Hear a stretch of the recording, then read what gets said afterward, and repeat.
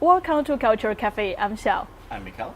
So today we have a guest with us, Kirk from Canada and currently living in Nanning. He's a YouTuber and he's gonna tell us more about himself and an interesting channel about his experience in this coming show. Yeah. Well, actually, I'm more known in the Chinese forum as Gweilo60, a YouTuber out of Nanning, China. But this week I'm in Chongqing, checking out the city. Yeah. When did you come, by the way? We came last Sunday on the 19th of July, and we're here till the 26th. So it's like already like 3 days, kind of, right? This is our fourth day Fourth here. day. Oh yeah, full day here. So how do you feel like? Well, it's a big city. I'm used to Nanning of 7.5 million people in the city and the surrounding area, and Chongqing has just over 30 million people in the city and the surrounding area. So it's a little bit overwhelming to begin with. You don't know where you are. When I'm at home in Nanning, I can ride my e-bike wherever I want, and I don't get lost. Here I'm lost all the time. Actually, I heard Wei Fang told me that actually there's she did not say like the scooters or like the e-bike, right? Well, like, you don't have a lot of that here, and I think everything is on a hill in Chongqing. Yeah, that's the reason actually. So yeah, the e-bikes just wouldn't make it up the hill. That's true. That's the the neighboring reason. city in Chengdu, which is much more flat, you get a lot more bikes and e-bikes. Yeah. Here. You see more motorcycles here. Motorcycle in the main downtown area, I don't think you see it very often because the traffic jam is already sometimes hard to deal with, and if you have more like motorbikes or something, it will be even harder. So usually they get in the way. Yeah, they give the way out. And then you run over these poor guys, and that but there's quite convenient like city public transportation, right? Like the subway metro. system. Yeah. We did subway route number 2, and it's along the river. It was beautiful. That's one of the best line to sightseeing. It was nice. Like in Nanning, they just set up brand new subway. It's probably the newest subway in all of China right now. And the Chongqing one has more history. It's a little bit older, but it's more scenic. It's not all just underground. Some of it's on the SkyTrain type thing, which I think is sort of nice, just for the fact that you can see like it's picturesque, I guess, when you're riding the train. Yeah, I think Line 2 is probably the most scenic subway around. Yes, it goes through the buildings, right? And that's the first day we were here. We did that. And it was I enjoyed it. Yeah. I see. So Kirk, could you tell us more about your channel? Like I know like many of our also audience are curious about what you deliver on your channel. Okay, well, I've been doing it for about 3 years now, and when I set up my channel, it was for my dad. I moved to China, and he said, "What's the matter with you, boy?" I said, "Dad, it's not like that." And I tried to explain it to him, and he just didn't get it. So I went out and bought a camera, some software, a laptop computer, and I started videotaping my life here in China. And he would go onto YouTube and he'd watch it, and now he understands what China is. But it sort of morphed into more. I do videos about Nanning, China. I do videos about parts unknown in China with Discover Guangxi. It's China Radio International has this group, and what we do is we promote poor rural areas of China that have potential for tourism, and hopefully people will see the videos, travel to these areas, and it'll grow tourism in those areas. And then I get political. Okay. Because mainstream media in the West is always giving China a bad rap. So I take their what they say, and I show the people on my channel the real China, not the made up stuff, not the fake news that you see in the West. I show them the reality of it. Like, there are birds here in China. It's not an oppressive state. It's, people playing in the parks, to going to the wet markets, how people shop, kids playing on the street, to, just people out shopping and just daily life stuff. It's a lot more like home than you think it is when you first. Well, that's just it. The Chinese communities are more vibrant than the Western communities because they are community. The people go out and do things. Everybody knows their neighbors. Yeah. I live in Canada in certain places for 10 years at a time in different places. I didn't even know my neighbors. in China here, I know every one of my neighbors. I know people that run the place where we buy our veggies. Where we buy our meat in the wet markets. We know the shop owners. We know everybody in our community. In Canada, it's not like that. Here, it is community. I think like people you met here, right? Like in Nanning or like these days you travel in Chongqing, like the Exactly. people are quite.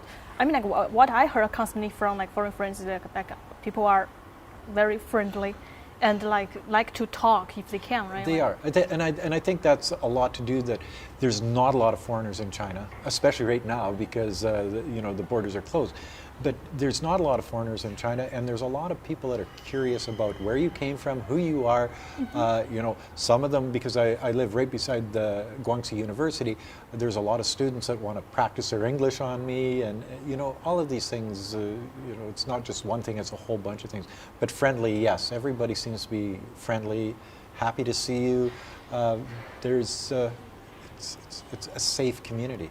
It's also the Chinese people are social to a different extent than I think many Western people are. Like we are social in between our own friends and our family, but not necessarily social with other people. Whereas here in China, you will see strangers who have never met sit and play cards on the street. And Well, chat about just exactly, and everything. I think it's because there's so many people here. There's more people to play with. Yeah. Yeah. In Canada, well, there's what? Where I grew up in Weldon, Saskatchewan, at the height of the population of our village hamlet or whatever you want to call it, 250 people. 200. 250. I think it's in a large, vast land, I guess. Well, yeah, and I knew Together. everybody. I knew their business. I knew I know you're married to you, and you've got these kids, and this is your grandparents, and it's like these That's people an got even divorced. That's an even smaller place than where I grew up. The little village, hamlet, whatever, that I grew up in had maybe 600 people. Like Oh. 250, that was the number of students in my school. Okay. That's Like amazing. 600 people where So I grew up. I used to say I was from a small place, but That would be Metropolis. yeah. You would be Superman. Yeah. Cool. So like actually the channel you're running is like telling the China that you see you are here, you are here and you know what's going on, and you present the real side of China like to your audience. And Exactly. to- Seeing China as it is right now on the ground in China by a Canadian that's been here for 17 years. Cool. So so that you travel around Nanning, and this time actually travel to Chongqing, right? You spent a few days here to see the city. Is it the first time here?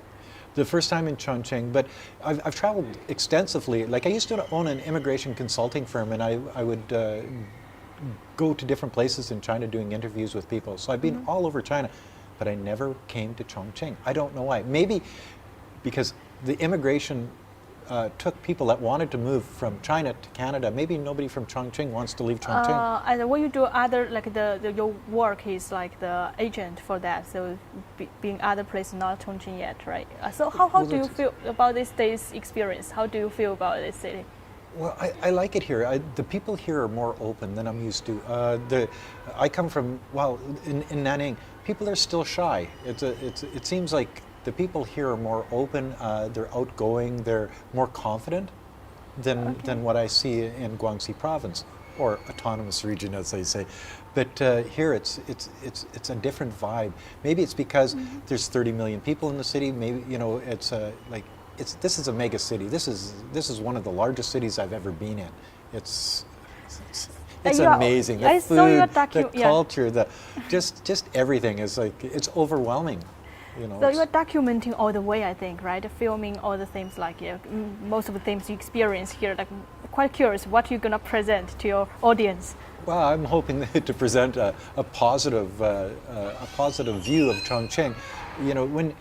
When you see how the people are in the flea markets or the wet markets, when you see how the people are in the shops and on the streets and in the restaurants, and I'm big for sitting at outdoor places, eating street food and having ice cold beers. This is one of the things I do. So I show that, and not going into a fancy restaurant, but buying soup off a vendor on the street. Sometimes that backfires on me, but it hasn't so far in Chongqing. So Speaking of I documenting just daylight. about everything you do, what is it like being a foreign YouTuber in China? What is it like being a foreigner who's walking around with a camera documenting everything? Because I can imagine if you've been to a number of different places that people might react to you differently. I always get a fairly good reaction, except for the wet market the other day. I was videotaping some guy's squashes, and he said, "Go." But he was just a grumpy old man, you know what I mean? But usually 99.9% of the time, I get a really good reception from people. People are curious, why is this Gweilo running around with a camera in his face?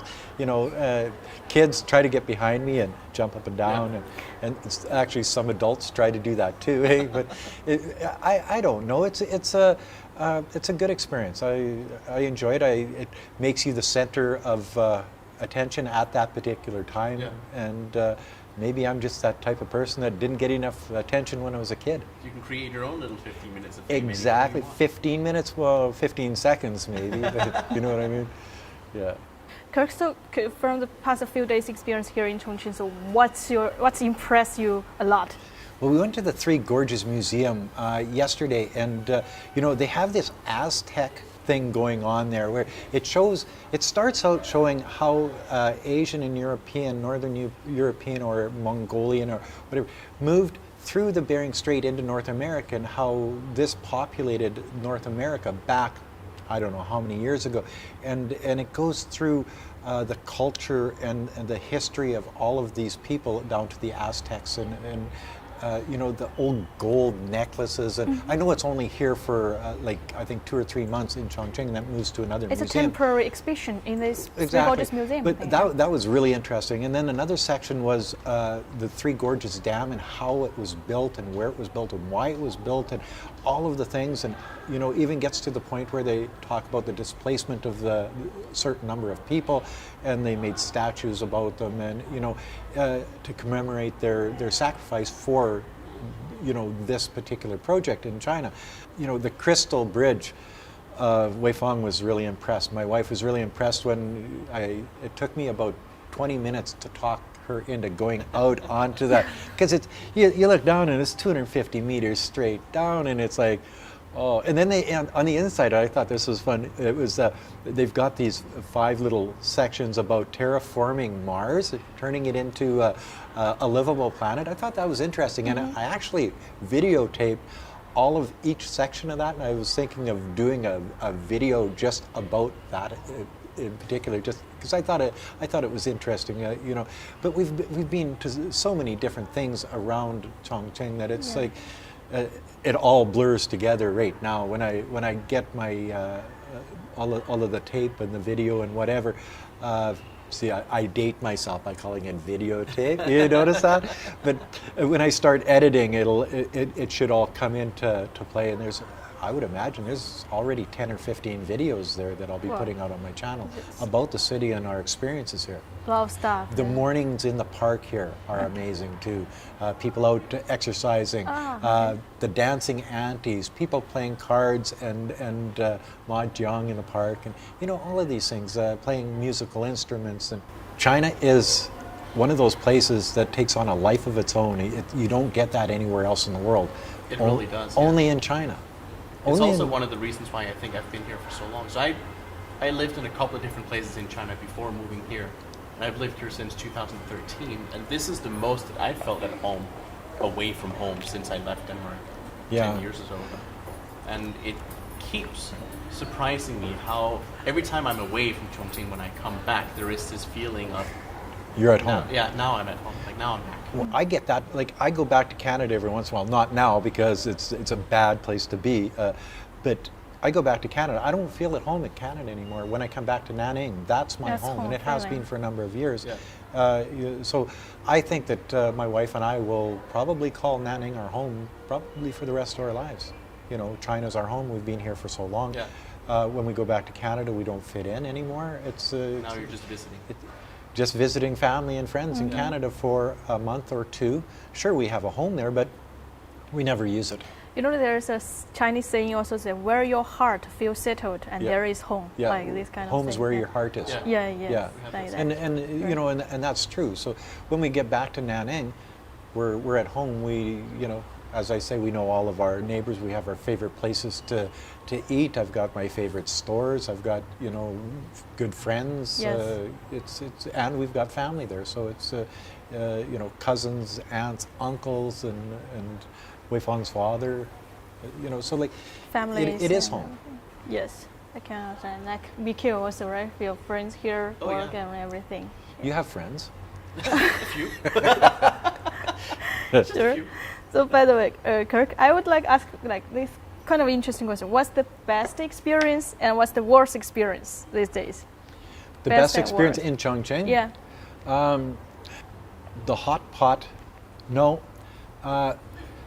I met a friend the first day on Sunday, Dr. Robert. He was a doctor that moved from Chongqing to Wuhan during the epidemic. Oh, okay. And I seen him and I talked to him so many times on WeChat. I did two actual talk live, well not live, taped videos with him about his experiences That's in the doctor Wuhan. that you Dr. when Robert. it's like the epidemic was quite severe in Wuhan. That he was supporting, was go there and Yeah, supporting. and he do was live one stream of that the one. doctors that I think went I saw in. the live Yeah. stream you did And with him. yeah, well, we did too. Alex from Reportify Media, myself, and Dr. Robert, and we got together the first night, or the first day. We looked around Chongqing. He helped us sort of get oriented, and then we went out for supper with him, his wife, and his two children. That was fun. That was my best experience. My worst experience in walking up these monstrous steps. You get about halfway up. I noticed like everybody in Chongqing has like really strong legs, and I'm thinking, what's going on here? Now I know what's going on. It's like there's so many hills, so it's okay going down, but not going up. Yeah, it's like this is wavy terrain determine that, and the buildings, some places are built halfway the mountain or something. Well, exactly. And but another way that it turns into the city in a like kind of unique view because it's a of that. blessing Yeah. and a curse. Well, the view is beautiful because Yeah. you're up and you're looking down, but well, even Getting Weifang up to says, where the view is how do is- people get to their homes halfway up the side of a mountain? And it's strong legs, which I don't have. I got these spindly little things. When my parents visited a couple of years ago, it was the same thing. They also said like, wow, like this city is beautiful, the layers, the everything, but The price to man, pay. getting up to where the view is just Well, it is. Oh, and then there's that, you're up here and then you take the elevator down Yeah. and out. Like, I thought that was sort of neat that they had part of the transportation system of Chongqing is an elevator that takes you up Yeah. and down the Yeah, mountainside. true, You true. know what I In mean? that way, yes. Yeah. And And then you this- know, when Paris here, they have like when they go to Hongyadong. I think you are also there, right? Hongya Cave. So Oh, yeah, they went in from the first floor Yeah. and they reach 11th floor of the Starbucks and then come out this ground like Well, road again. Well, that's yeah. just it. So yeah, it's very hilly. Yeah. Very, very hilly here. It's and I'm used to, like, I come from Saskatchewan originally, and that's 1,000 miles of just flat. And Nanning, well, we've got some little karst mountains around, but basically she's flat. And then you come here and it's holy smokes, I gotta get. Denmark is the same. Like Denmark is entirely flat. Our highest point is about 600 meters Yeah. above sea level. Like it's Yeah. just pancake flat. And you come here and you have to walk up the Pancake stairs up the hills. It's just Yeah, this one's good for exercise. Good I for would imagine. exercise, Great for yeah, exercise. yeah. And by view, yes, good. The view is the good, view but- that creates the different layers, like a dimension of like layer, like a Yeah, yeah. view you can of pay here. for it with blood, You sweat, can and with tears. your sweat. Oh, and then the girls all have beautiful legs. One of the you. reasons. One of the reasons for One of that, the yeah. reasons.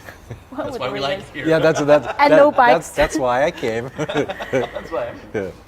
So thank you very much, Kirk, for joining us for this show and tell about your story. And also, I know that we also made a travel guide episode with We did, yeah. Kirk today in this ancient town. And Kirk also will produce a lot of videos when he was in Chongqing, the experience about that. So later it all will coming up. So stay tuned for that. And thanks for having me. I enjoyed it. And invite me back anytime. Thank you. We will.